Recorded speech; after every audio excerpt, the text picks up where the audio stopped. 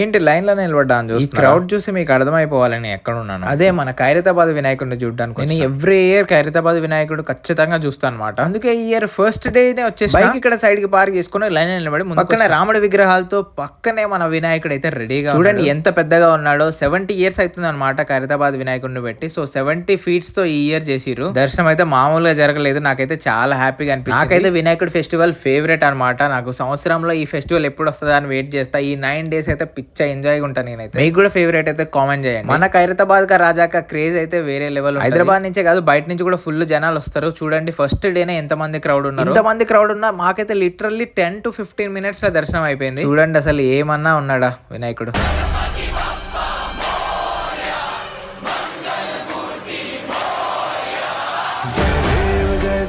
जय मंगल मूर्ति श्री मंगल मूर्ति दर्शन मात्रे मन कामना पूर्ति।